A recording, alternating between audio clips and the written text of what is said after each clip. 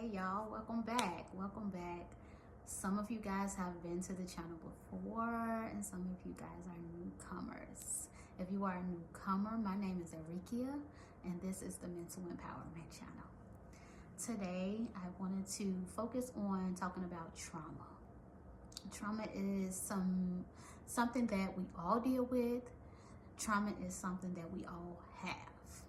Trauma is basically a emotional response to traumatic situations that usually bring us shock or have us operate in denial most of the time. What trauma brings is unpredictable emotions. Trauma can have us straining in relationships, right? Not being able to withhold relationships. Trauma can also bring physical symptoms to us, making our body shut down on us. When we don't respond to trauma in the correct way, trauma can be definitely deadly for us, if you know what I mean by that. Trauma is a pervasive problem. It's a pervasive problem, especially today. And it affects us in our day-to-day living. It affects us being able to keep a job, trusting other people, being able to build and end relationships, making decisions, coping with change. It can even have us to the point where we don't even know how to spend time with ourselves, right? We don't know how to spend time with ourselves because we are so affected by our trauma that is affecting our day-to-day aspects of life, right? Trauma can put us in a place where we have dysfunction mentally, we have dysfunction physically, socially, emotionally, spiritually. We have this dysfunction in every area of our lives. And that is never healthy for us because at some point we will break. We will break. So today I wanted to give us 6 ways that we can actually start the process of healing from our traumas. 1, acknowledging the trauma. Acknowledging the trauma. A lot of the times we don't acknowledge the trauma because we have sat in our trauma so long that it causes us to frame this mental mentality of mental reflexes for freeze, fight, flight, and fight, right? And a lot of the times we use that flight when it comes down to dealing with hard things. One thing I do see that is when we're dealing with trauma, we tend to have 3 different traumas that we usually fall in the aspect of, the measurement of, right? And what that looks like is acute trauma, chronic trauma, and complex trauma. Those are 3 different types of traumas people usually fall in. Acute trauma is more of a single incident trauma. What that looks like is like sudden grief, right?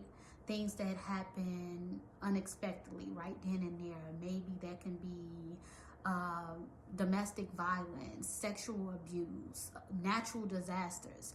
That's what that will look like.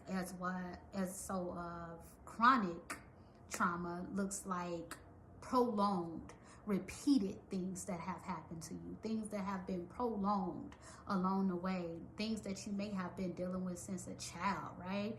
And you never reacted to it or knew how to react to it. So now we're living in it and it becomes our norm at that point, as if complex trauma is more so invasive. It is invasive. It is, if I can put it in short terms for you, a variety of emotional responses and emotional events that have happened that you have lived through, and it was basically exposed to you. It's more so of exposure for us. So what that looks like is maybe generational trauma. Generational trauma where what your great grandmother was dealing with, she didn't pass down to your grandmother, or your grandmother didn't pass it down to your mother, and now your mother is passing it down to you. And that can be unhealthy things that have been exposed to us, right? And for them it looks normal because it's been passed down so long, so they became comfortable with it. That's what complex trauma can look like. And we don't notice these things until we become an adult.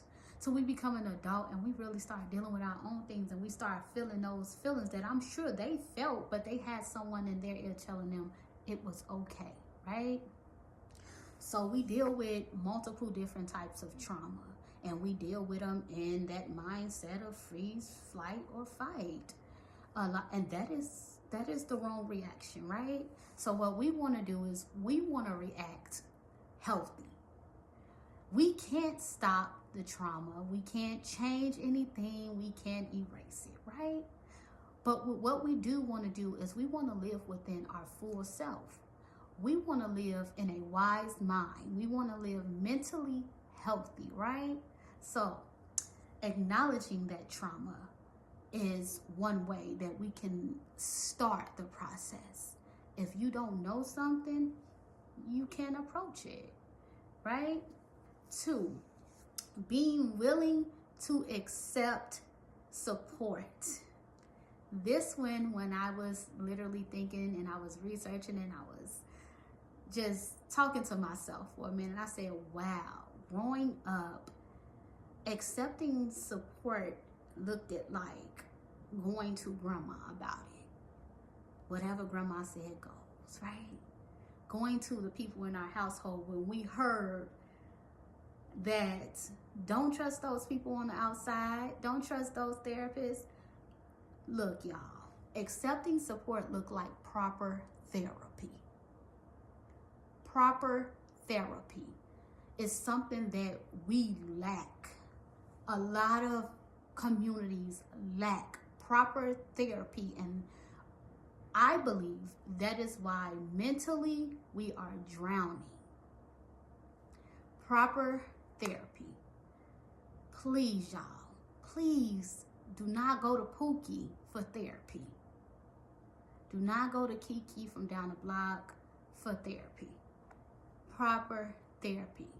In order to truly start healing, and in order to truly start filling those voids, you have to have proper therapy. What that looks like is going to get somebody who does not know you, who you can literally sit down and talk to. This is what's going on inside of me. This is what I'm dealing with. This is what I'm dealing with. This is what I'm dealing with. And they're able to professionally work with you. That is proper therapy. Be able to give you skills that you can use on a day-to-day basis to help you better cope with these emotions and these feelings and your responses. A lot of the times we go to people who are hurting either in the same way we're hurting, or they're hurting even worse. We're getting advice from people who have yet to help themselves. That is not helping us. Proper therapy. 3, approaching your pain and your trauma without expectations. Without expectations. I say that because when we are in our healing process, a lot of the times we have yet to identify ourselves. So we look for validation in other places, if you know what I mean by that. We look for, okay, I'm admitting I'm wrong, so I need you to admit you're wrong. We cannot control anybody else. We cannot make anybody apologize. It starts with you, 1, forgiving yourself. 2, understanding, am I the victim in this situation, or am I just playing the victim in this situation? Going in without expectations allows you to better have a wise mind and an open heart to healing and to understanding. Because if you go in with expectations that this person is going to apologize to you, but they do not apologize to you, that is disappointment. And what we're doing is we're putting gasoline on fire at that point. Then you're going to start looking at things like, oh, this doesn't work, that doesn't work, this doesn't work, that doesn't work. And in reality, you're just addressing it wrong. So when we're healing for us, and we're not healing for anybody else. So going in without expectations, without the expectation that this person is going to do what I want them to do or say what I want them to say, helps you more, because we cannot control what people say. And sometimes people be so broken that they don't even sometimes people be in this world where it's a victim nation, where they feel like everything in the world is against them. So they don't feel like they did anything wrong to you. So they're not going to give you an apology. So when you have to understand who you're talking to and where they are mentally. So going in without expectations, right? 4, being gentle with yourself. I say this so much. Be gentle with yourself. Let's be honest. We all are hard on ourselves with something in our life. We are all hard on ourselves. When you are trying to heal, and when you are trying to heal from, sometimes it can be things that you caused, and sometimes it can be things that other people caused. But you want to heal for you, to be the better you, right? Being gentle with yourself is an approach that will better help you learn how to have self-compassion for yourself and love on yourself. Just being gentle with yourself. Hey, you know what? I did mess up. I was not the victim in that situation. Being able to be honest, y'all. I was not the victim in that situation. I was definitely the villain. Correct your wrongs, right? 5, responding to negative emotions, thoughts, and feelings. We have to respond. We have to respond to these things, even though we know that when we respond to these things, that might bring, I want to say, more emotions, right? Now we're feeling guilty. But to properly respond is the important part. To properly respond, to use interpersonal skills to respond to those emotions and those feelings and those thoughts. Not just brushing them under the rug. When we brush things under the rug, we tend to not go back, and that tends to build up like mold and become more effective to us instead of effectual for us. We're building more trauma. So acknowledging those thoughts, being able to think about those negative thoughts. Ask yourself questions. Why am I having these thoughts? Where did these thoughts come from, right? Just going through the process of understanding those thoughts. 6, and some of y'all are definitely going to not agree with me on this, but I'm okay with that. Because this one was personal. This one was something I've been through personally. And I had to understand and deal with personally to understand this was a very important step to start my journey of healing. Avoid recreational substances. The reason I say this is because you guys are looking at and hopefully responding to someone who literally at some point was addicted to smoking marijuana. I became so addicted to smoking marijuana, trying to run away from my thoughts and my feelings and my life, not understanding how did I end up here, how did I end up there. I fought self against self conflict for so long. And no matter how confident I was as a person, it killed my confidence. It killed my self-esteem. It killed things about me because at this point, the trauma was overwhelming my mind. So I chose substance to try to help me because I didn't know anything else. I didn't know anything else but my surroundings. The thing is, I was surrounded around so many people who influenced it. No one ever took a step back and said, hey, Rika, that's not you.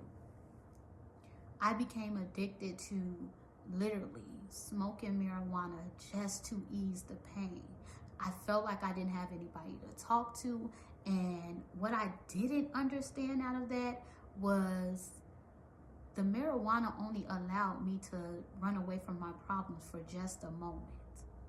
for just a little while, when I wasn't smoking anymore, I was literally having to live in my problems, which kept me to want to smoke all the time. To the point where I became addicted. I started smoking marijuana like cigarettes. Couldn't think straight, couldn't do nothing. Only thing I knew that I was able to do was be a mother, get up, cook, clean, read to my kids, do things in that nature. But behind closed doors, I was crying all the time. I was depressed all the time. In 2020, I was diagnosed with depression. All of these things are happening back after back, and I thought substance was my cure. In reality, substance is your killer. Substance is your killer. Once I was able to take a step back, because at some point that fear hit me. I come from a place where addiction is heavy. I come from a family where addiction is heavy. It scared me to know that I am smoking so much marijuana that I no longer am getting high from it, right? I am no longer getting high from it. It literally took me to get scared and take a step back and say, I want to be better. I have to be better.